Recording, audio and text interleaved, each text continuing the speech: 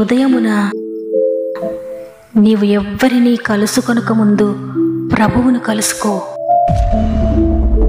నీవు ఎవ్వరినీ చూడకముందు ప్రభువును చూడు.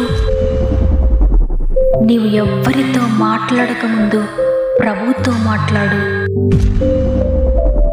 నీవు దేనిని వెదకకముందు ఆయన రాజ్యమును నీతిని వెదకు.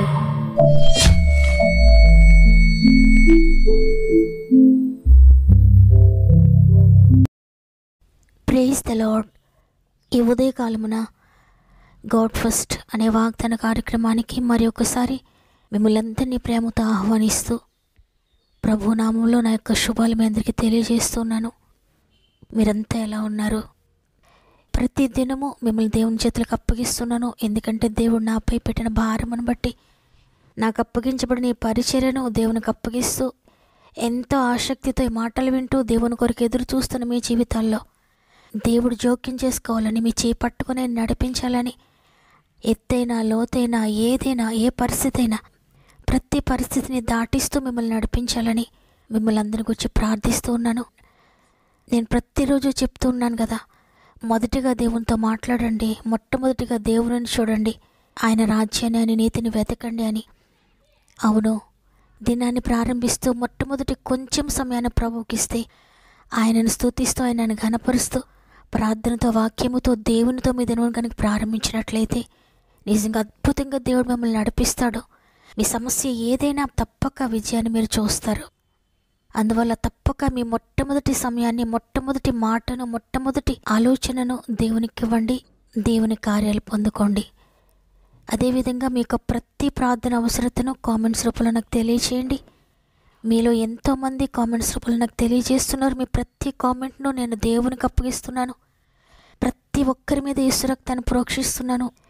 ఎక్కడ పడిపోయారో అక్కడే మీరు లేవనెత్తబడాలని, దేనిని గురించి ప్రతిరోజు ఏడుస్తున్నారో మీ దుఃఖాన్ని దేవుడు సంతోషంగా మార్చాలని అనుదినము మానక ప్రార్థిస్తున్నాను. మీరు కూడా మానక ప్రార్థించండి, దేవుని కార్యాలు పొందుకుంటారు. ప్రతిరోజు వాగ్దానాన్ని వింటూ ప్రతిదినము లైక్ చేస్తూ ప్రతిదినము దేవుని మాటలు అనేక మందికి షేర్ చేస్తూ నన్ను ఎంతగానో ప్రోత్సహిస్తున్న మీ అందరికీ ప్రభునామములో హృదయపూర్వకమైన వందనాలు తెలియజేస్తున్నాను.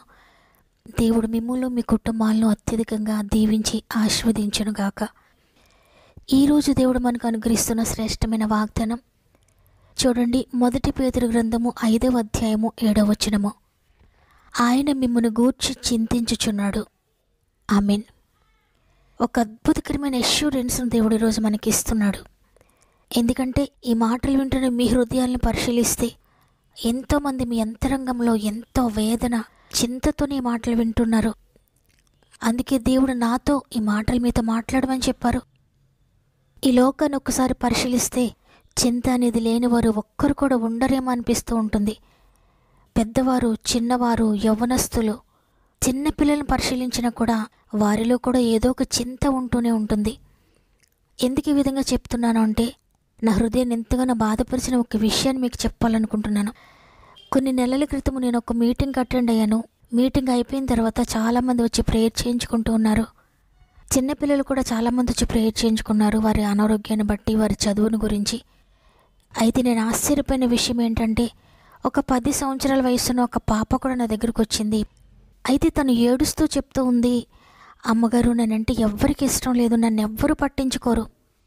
అమ్మకి నేనంటే ఇష్టం ఉండదు, నాన్నకి నేనంటే ఇష్టం ఉండదు, మా అన్నయ్యకి నేనంటే ఇష్టం ఉండదు, మా కుటుంబంలో ఎవ్వరు నన్ను పట్టించుకోరు, నేనంటే అందరికీ అసహ్యమే, మా స్కూల్లో కూడా నేనంటే అందరికి అసహ్యమే అని ఏడుస్తూ ఉంది. నిజంగానే నేను చాలా బాధపడ్డాను.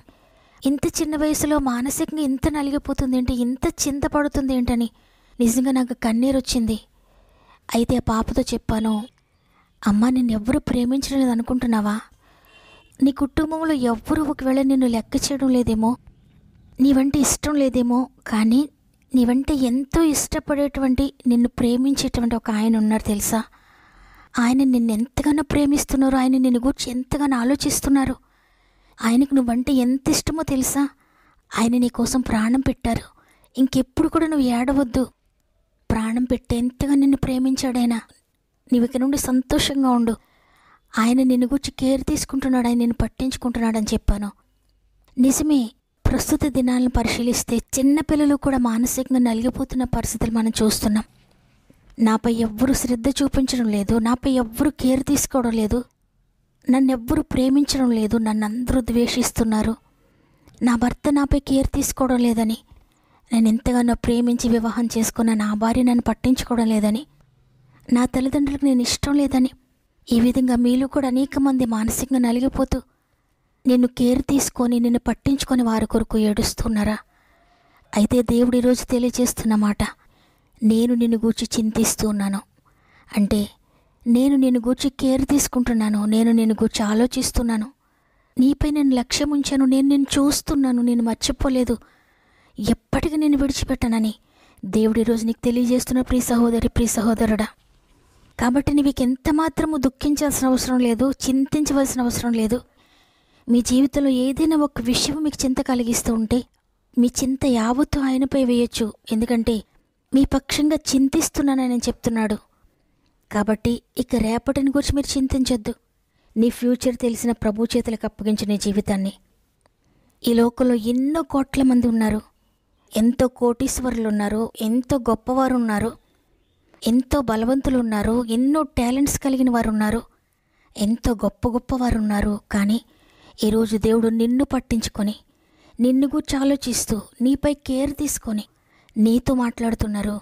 నేను నిన్ను గూర్చి చింతిస్తున్నాను, నీ బాధలన్నిటి గురించి నేను ఆలోచిస్తున్నాను, నీ జీవితంలో ఒక అద్భుతం చేయాలని నిన్ను గూర్చి నేను ప్రణాళికలు వేసుకుంటున్నాను, నేను కేర్ తీసుకుంటున్నాను. కాబట్టి నీ చింత యావత్తు నాపైన వెయ్యి, నీవిక్క నుండి చింతించొద్దు, నిన్ను గూర్చి నేను చింతిస్తాను. నిన్ను గూర్చి చింతించి వారి లోకంలో ఒకవేళ ఉండి ఉండొచ్చు, నీ తల్లిదండ్రులైనా, నీ స్నేహితులైనా, నీ బంధువులైనా, నీ బిడ్డలైనా, భర్త అయినా, భార్య అయినా ఎవరైనా ఉండొచ్చు. కానీ నిన్ను గూర్చి చింతిస్తారేమో కానీ నీ భార్యను వారు మొయ్యలేరు. అయితే నేను నిన్ను గూర్చి చింతించడం ఒక్కటే కాదు, నిన్ను గూర్చి ఆలోచించడం ఒక్కటే కాదు, నిన్ను గూర్చి కేర్ తీసుకుంటాను. నీ భారాన్ని, నీ చింతని నాపై వేస్తే నేను నీ భారాన్ని మోస్తాను. నీ చింత యావత్తును నేను మోస్తాను. ప్రతి చింత అది ఏదైనప్పటికీ కూడా, నువ్వు మొయ్యలేనిది ఏదుందో, నీకు అసాధ్యమైనది ఏదుందో, ఏదైనా సరే నాపైన వేస్తే, నాకు అప్పగిస్తే నేను మోస్తాను. నిన్ను తేలిక చేస్తాను, నీకు ప్రశాంతతనిస్తాను, నీకు నెమ్మదినిస్తాను, సంతోషాన్ని దయచేస్తాను. భయపడొద్దని ఈరోజు దేవునితో మాట్లాడుతున్నారు. నిజంగా ఆయన ప్రేమను కనుక మనం గుర్తు చేసుకుంటే, ఆయన కృపను కనుక మనం గుర్తు చేసుకుంటే, ఇంతగా మనల్ని ప్రేమించేవారు, ఇంతగా మన గురించి ఆలోచించేవారు, ఇంతగా మనపై శ్రద్ధ చూపించి కేర్ తీసుకునేవారు ఈ లోకంలో ఎవ్వరు ఉండరేమో. ఎందుకు ఆయన మనల్ని ఇంతగా ప్రేమిస్తున్నారంటే దానికి కారణం ఏమీ లేదు. అయోగ్యులు, ఏ యోగ్యత లేని మనల్ని ప్రేమిస్తున్నాడు, ఏ అర్హత లేని మనల్ని ప్రేమిస్తున్నాడు, ఎందుకు పనికిరాని మనల్ని ఆయన ప్రేమిస్తున్నాడు. లోకంలో అందరి చేత వెలివేయబడిన వారమైనప్పటికీ, బలహీనమైనప్పటికీ, తండ్రి అని పిలవడానికి కూడా యోగ్యత లేని వారమైనప్పటికీ కూడా ఆయన మనల్ని ఎంతగానో ప్రేమిస్తున్నాడు. కాబట్టి ఈరోజు ఈ మాటలు వింటున్న ప్రియ సహోదరి, ప్రియ సహోదరుడా, ఇంతవరకు అనేక విషయాల గురించి నువ్వు చింతిస్తూ ఉన్నావేమో, ఇక నుండి నువ్వు చింతించొద్దమ్మా. ఇక నుండి నీ చింత యావత్తు ప్రభు పైన వేయండి. ఎందుకంటే నిన్ను ఆయన ఎంతగానో ప్రేమిస్తున్నాడు. ఎవ్వరు నిన్ను ద్వేషిస్తూ ఉన్నా భయపడొద్దు, ఎవ్వరు నీపై కేర్ తీసుకోకపోయినా చింతపడొద్దు, ఎవ్వరు నిన్ను వెలివేసినట్లుగా చూస్తున్నా కన్నీరు కార్చొద్దు. ఎవ్వరికి నేనంటే ఇష్టం లేదు, ఎవరు నన్ను ప్రేమించడం లేదు అనిపిస్తున్నా నువ్వు బాధపడొద్దు, చింతపడొద్దు. నిన్ను ఎంతగానో ప్రేమిస్తున్న ప్రభు నీకున్నాడు. ఈరోజు అందుకే మరల నీకు గుర్తు చేస్తున్నాడు, అమ్మా చింతించొద్దు, నేను ఉన్నాను కదా, మీ చింత అంతా నాకు తెలియచేయండి, నా చేతులకు అప్పగించండి మీ భారాన్ని, నేను మోస్తానని సృష్టికర్తైన దేవునికి తెలియజేస్తుండగా ఇక దేనికి చింతించొద్దు ప్రియ సహోదరి, ఇక దేనిని గురించి చింతించొద్దు ప్రియ చెల్లి, ప్రియ తమ్ముడు, ప్రియ అక్క, అన్న. మీకే బాధ కలుగుతున్నా, దేనిని గూర్చి కన్నీరుస్తున్నా వెంటనే ప్రభు సుందరం మోకరించి ఆయనకు అప్పగించుకోండి. మీ చింతను ప్రార్థనగా మార్చుకోండి. అది దేనిని గూర్చిన చింత అయినా కూడా వెంటనే మోకరించి ప్రార్థించండి, దేవుని చేతులకు అప్పగించండి. గొప్ప సంతోషంతో మీరు నింపబడతారు. చింతతో మోకరించిన మీరు సంతోషంతో తిరిగి లేస్తారు. కాబట్టి ఈరోజు ఈ మాటలు వింటున్న ప్రియ చెల్లి, ప్రియ తమ్ముడు, మిమ్మల్ని గూర్చి చింతిస్తున్న దేవుడు ఉన్నాడు. ఇక చింతించొద్దు, భయపడొద్దు, బాధపడొద్దు. వాగ్దానం ఎత్తిపట్టి అందరం కలిసి ప్రార్థన చేద్దామా? ఒక్క నిమిషం నాతో మోకరించినట్లయితే ప్రార్థన చేద్దాం. ప్రేమగల తండ్రి, నీకు వందనాలు. నీ ఉచిత కృపను బట్టి మరొక దినము మేము సజీవులంగా లేచి నేను స్తుతించే తరుణాన్ని ఇచ్చారు. అందుని బట్టి నీకు కృతజ్ఞతాస్తుతులు చెల్లిస్తూ ఉన్నాను. ఈరోజు మాతో మాట్లాడారయ్యా. మీ చింత యావత్తు నా పైన వేయండి. మిమ్మల్ని గూర్చి నేను చింతిస్తున్నాను, మిమ్మల్ని గూర్చి కేర్ తీసుకుంటున్నానని. తండ్రి, ఇక మేము ఎందుకు భయపడాలి, ఎవరు పట్టించుకోవడం లేదని చింతపడాలి, ఏ సమస్యను గురించి మేము ఏడవాలి. తండ్రి, మీరు మాకుండగా దేనిని గూర్చి దుఃఖపడాల్సిన అవసరం లేదనే విషయాన్ని మాకు తెలియజేసినందుకు నీకు కృతజ్ఞతాస్తుతులు చెల్లిస్తున్నాను తండ్రి. ఈరోజు ఎంతమంది మాటలు విని మోకరించారో, ఒకవేళ మోకరించలేని స్థితిలో ఉన్నా ప్రార్థిస్తున్నారో వారందరి మీద యేసు నీ పరిశుద్ధ రక్తమును ప్రోక్షించుకుంటున్నా. నీ రక్తం ఎంతో ఎక్కువగా శుద్ధి చేస్తుందని నమ్ముతున్నాను. ప్రతి ఒక్కరి జీవితంలో అద్భుతకరమైన మలుపును, మార్పును మీరు దయచేస్తున్నారని, వారి చింత యావత్తును మీరు మోసి సంతోషాన్ని దయచేస్తున్నారని, వారి జీవితంలో వారు ఎదుర్కొంటున్న ప్రతి బాధ నుండి మీరు విడిపిస్తున్నారని నమ్మి నేను స్తుతిస్తున్నానయ్యా. ప్రత్యేకంగా తండ్రి, ఎంతోమంది బిడ్డలు చింతలో ఉండి బరువైన గుండెతో వారి సమస్యలు నాకు తెలియజేస్తున్నారు. తండ్రి, ప్రతి ఒక్కరిని జ్ఞాపకం చేసుకోండి అయ్యా. ఎంతమంది కామెంట్స్ రూపంలో, వాట్సాప్ ద్వారా, ఫోన్ కాల్స్ ద్వారా ఎన్ని సమస్యలు నాకు తెలియజేస్తున్నారో తండ్రి, వారందరినీ కూడా లేవనెత్తండి అయ్యా. వారి చింత ఏదైనా కూడా, వారి మోయలేని భారం ఏదైనా మీరు మోస్తున్నారని, వారి భారాన్ని తేలిక చేస్తున్నారని నమ్ముతున్నాను. ఆత్మీయంగా ఎంతమంది నలిగిపోతున్నారు, ఎంతమంది చింతతో ఉన్నారో, నా పాప రోగం నుండి విడుదల పొందుకుంటానా, నేను దేవునికి దూరం అయిపోతున్నా, నిత్య జీవాన్ని కోల్పోతానేమో, నేను మరణిస్తే నేను ఎక్కడికి వెళ్తాను అనే చింతను ఎవరైతే కలిగి ఉన్నారో వారందరినీ మీరు ఇప్పుడు దర్శించండి. మీరు ముట్టిననైనా పాపము నుండి, వ్యసనాల నుండి, శాపము నుండి అద్భుతకరమైన విడుదలను దయచేసినందుకు వందనాలు. ఎంతమంది వ్యాధుల్లో ఉన్నారో తండ్రి, ప్రతి ఒక్కరిని ముట్టి స్వస్థపరుస్తున్నందుకు వందనాలు. అనేక మంది ఆర్థిక బంధకాల్లో ఉన్నారయ్యా, అప్పు బాధల్లో ఉన్నారు తండ్రి, భరించలేని నొప్పి వారి హృదయాల్లో ఉంది, భరించలేని చింతతో వారు ఉన్నారు. ప్రతి ఒక్కరిని విడిపించండి. ప్రతి ఒక్కరికి విడుదల యేసునామములో ప్రకటిస్తూ ఉన్నాను. కోర్టు కేసెస్లో అనేక మంది నలిగిపోతున్నారయ్యా, త్వరలోనే విడుదల యేసునామములో ప్రకటిస్తున్నాను. కుటుంబ కలతలు, ఇంటి సమస్యలు, పొలం సమస్యలు, ల్యాండ్ ఇష్యూస్ ఎంతోమంది కలిగి ఉన్నారయ్యా, అద్భుతకరమైన విడుదల ప్రకటిస్తున్నాను. ఉద్యోగ సమస్యలను విడిపించండి తండ్రి, వ్యాపారాల సమస్యలను విడిపించండి అయ్యా. వ్యవసాయాన్ని దీవించండి, పాడి పంటలను దీవించండి, చేతి వృత్తులను దీవించండి. డ్రైవింగ్ చేసిన బిడ్డలందరికీ తోడే ఉండండి తండ్రి. ఎగ్జామ్స్ రాసిన బిడ్డలందరికీ తోడే ఉండండి. రిజల్ట్స్ కొరకు ఎదురు చూసిన బిడ్డలకు అద్భుతకరమైన రిజల్ట్స్ చేసినందుకు వందనాలు. గర్భఫలం లేక చింతతో దుఃఖంతో ఉన్న ప్రతి ఒక్కరి జీవితంలో అద్భుతం చేస్తున్నందుకు వందనాలు. వివాహాలు కాని బిడ్డలు ఎంతమంది చింతతో ఉన్నారయ్యా, అద్భుతం చేయండి. స్వంత గృహం లేదని చింతతో ఉన్నారయ్యా, అద్భుతం చేస్తున్నందుకు వందనాలు. మరి ముఖ్యంగా గర్భంతోని బిడ్డలందరినీ జ్ఞాపకం చేసుకోండి. 9 నెలలు మీరు తోడుగా ఉండి సేఫ్ డెలివరీ చేస్తున్నారు నమ్ముతున్నాను. ఈరోజు ప్రత్యేకంగా మ్యారేజ్ డేస్, బర్త్డేస్ జరుపుకున్న వారందరికీ కూడా ఈ సంవత్సరం అంతా తోడేయండి, నడిపించండి. ఇదే మనం ప్రారంభిస్తూ ఉండి ఈరోజంతా మా ఆత్మీయ కుటుంబం అంతటికీ తోడేయండి.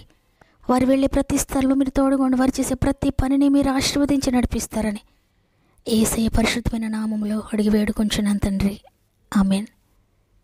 బరువైన గుండెతో, చింతతో, కన్నీటితో ఉన్న ప్రియ సహోదరి, ప్రియ సహోదరుడా, ఈ వాగ్దానం మీ కొరకే. మిమ్ములు గురించి చింతించే ప్రభు ఉండగా ఇక మీరు చింతించకండి. చింత కలిగించే విషయాలు అనేకమైన ఉండొచ్చు, ప్రతిదాన్ని ప్రభువుకు అప్పగించండి. మీ చింతను సంతోషంగా చేయబోతున్నాడు. వాగ్దానం నమ్మిన వారందరూ ఆమెనని కామెంట్ చేయండి. లైక్ చేయడం, షేర్ చేయడం మర్చిపోకండి. దేవుడు మిమ్మల్ని, మీ కుటుంబాలను అత్యధికంగా ఆశీర్వదించి దీవించునుగాక. దేవుని చిత్తమైతే తిరిగి రేపు అందరం కలిసి ఆయనను స్తుతిందాం. అంతవరకు ప్రభు మీకు, మీ కుటుంబాలకు తోడేంటి నడిపించునుగాక. God bless you.